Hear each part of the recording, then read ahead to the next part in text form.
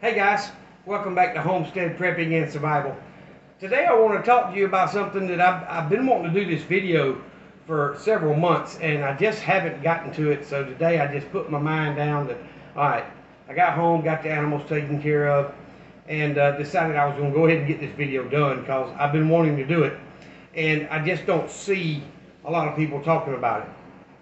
Actually, I don't know if I've seen anybody else talk about it. So I know this part right here, I've heard other people talk. But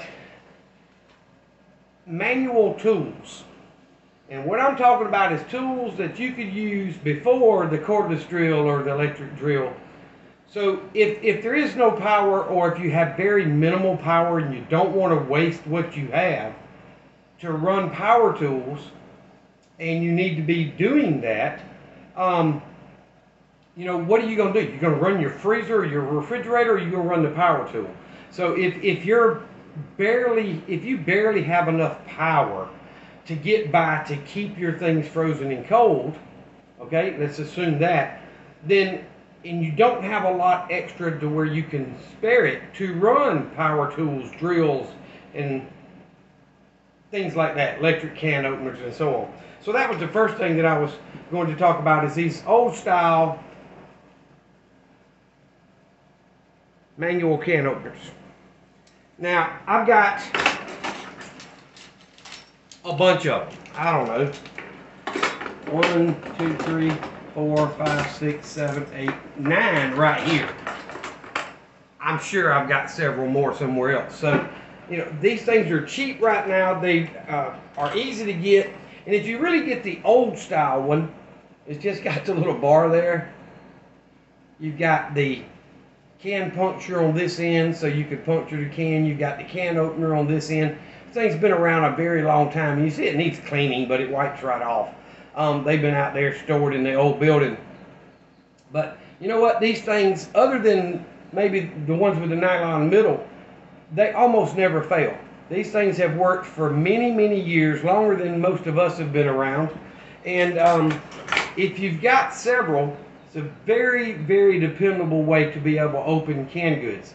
So if you haven't thought about that and you're stockpiling, you know, growing your canned vegetables and canned items into your preps, what are you going to do if you don't have a way to run an electric can opener? These things can be invaluable. If you've ever watched that movie American Blackout, I've always said it's not a great movie. They could have done so much better making that movie. They made the prepper of the movie, the main guy, you know, in my opinion, look like a walking idiot. Nobody in real life could be as prepared as he was and be that dumb. It's just not possible. So anyway, overall, it's a good movie. I just don't think, you know, walking into a group of 4, 5, 6 by yourself, like they did at the end of the movie, not a very smart thing to do. Anyway, manual can openers, bottle openers and such, these things can get you out of a bind and they almost never fail. So if you don't have these, you need to go pick some of these up, because your electric can opener is not going to work when crap hits the fan, if it's an EMP or the grid failure or whatever. Also, what if, again, like I was talking about earlier, if you just got enough power to keep your fridge going or your freezer going so that you don't lose your food, you know, do you want to run that electric can opener when you could get this and get the job done just as fast, just as easy? So that is something that a lot of people, I haven't really seen more than 1 or 2 over the years talk about that. But so you see, I've got quite a few. So the next thing I want to talk about, I'm going to slide up a little bit, is grinders. Now I've got a brand new one out in the building. I forgot to bring it in, to be honest. I grabbed the bucket that I keep all this in. But this is an old style grinder, hand crank. You can clamp it onto your table or workbench or whatever. I found it at a yard sale years ago, so I've been hanging on to it. And there's one here that's hand crank that you can turn. Both of them still actually work. I don't I haven't used them. They will need a good cleaning before you process food in them. I understand that. But they're here and they work. So another thing would be, if you're doing any kind of woodwork, and it's bound to happen, we all need things at some point in time, would be a good old-fashioned hand plane. And this one has the removable blade, so I can push this down, slide it off, sharpen the blade with a file or whatever. But an old-fashioned hand plane, it's hard to beat these power tools or hand tools. Even with today's electric versions, there's just something about these old tools that can really add character to a piece. So, but that will come in handy when crap hits the fan. So I'm going to come up a little bit closer. So the next thing I want to bring to you would be a drill. So how do you think people built those log cabins and all those things back in the old days when they didn't have the power tools? They didn't have the hand drills, cordless electric, and so on. So one thing would be this right here. So it's an adjustable chuck on this thing. It's also reversible. If you twist it this way, it'll click and on, run that direction. If you spin it this way, it'll click and go the other way. Otherwise, it won't turn. It's like a ratchet. But that way you can drill whichever direction you need to. But all you do is screw the chuck, and I don't know how well you can see that, but the center gets smaller and smaller. So a lot of people I've heard over the years say they've got several of these things. But here's a little bit bigger one. They both work. Original wood on them is still in good shape. They do need cleaning up, but they're both in very good condition as far as working condition. This one also reverses like the other. So very cool tool. So if you took this thing and screwed it in, and I'm going to show you something else. So this is the type bit that it takes. It's got this tapered square end right here, and you see how it's modern style but threaded in the center to help it pull through the wood.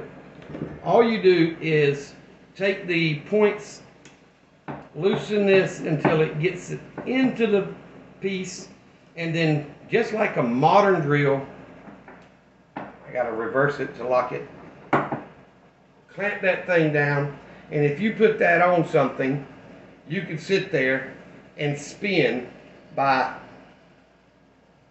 hand. Now, yes, that's a lot of work, but what other way are you going to be able to get through a large piece of wood when you need a hole? And I just happened to pick that size up. They are marked. Let me loosen this back up, pull that out. So I've got anything, this was an old one, it's rusty, I need to wire brush it and clean it up, but it's still a usable bit. That's the worst looking one that I have. Then you've got this one. I think you can tell in the camera that it's in much better condition. So they go down from the larger size all the way down to looks like about a quarter or slightly smaller.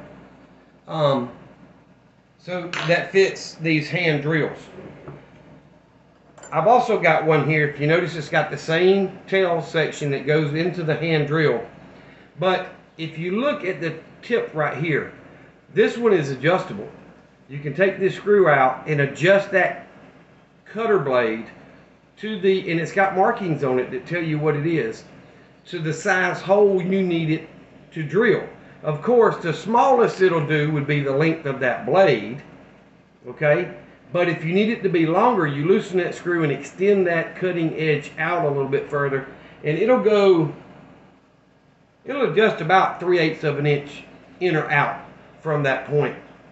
And I just thought these things were pretty cool. I bought it at yard sales years and years ago, but at some point in time, if you don't have power tools, this right here could really make your job a whole lot easier. And this one is actually a metal bit that I need to go out there and sharpen, but with the same bottom edge on it. And so if you needed to go through something that was really hard, you could use that. I've only got one of these. All these are wood bits Every single one of these are wood cutting bits except for this one. So if I ever find any more, I will be buying them. But I need to get them out there and wire brush them and oil all these things down so that they'll last a little bit longer, maybe longer than I'm around. But anyway, just some thought for you guys. You know, if your electricity's not going to always work and you still need to get things done, how you going to do it? You've got to go back to the old school method of doing it.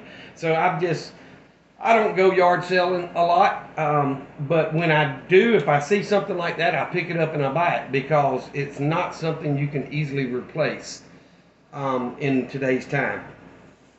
It was like I scratched the table pretty good right there, but anyway, now just because I just got this in, I ordered it and it just came in.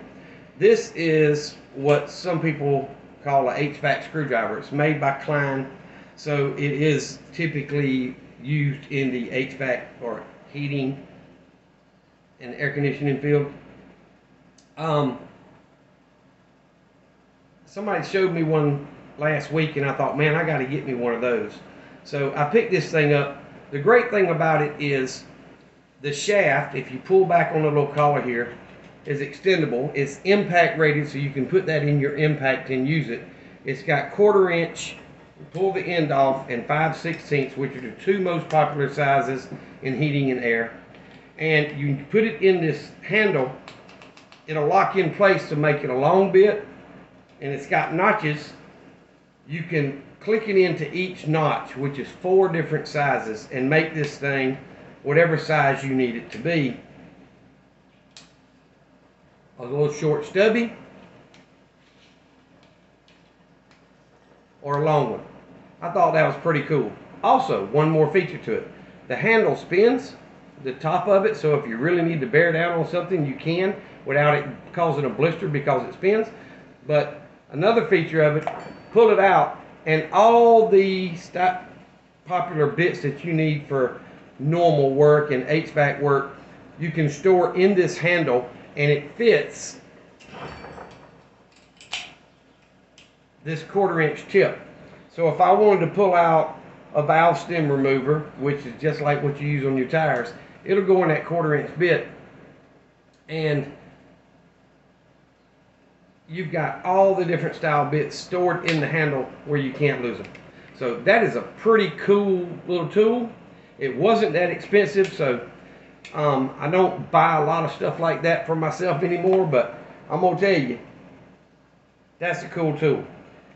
And it fits the theme of what we're doing, not just old style, but manual tools. So if you haven't thought about that, if you haven't thought about the manual style can openers and how will you build things, drill holes and such, and grind your wheat and all that stuff after crap has hit the fan, you need to put some thought into it. You can still order manual grinders online brand new. I'm not saying you can't. I'm sure that today's quality is not what it was 30, 40, 50 years ago. But anyway, thought I'd get your gears going on it and see what y'all thought. And before anybody asks, no, these drill bits and hand augers are not for sale. I've had them for quite a while, and I plan on keeping them. At least after my funeral, maybe my kids will get rid of them. But guys, remember what I always tell you: Jesus loves you, and so do I. Be safe, be prepared. Catch y'all next time.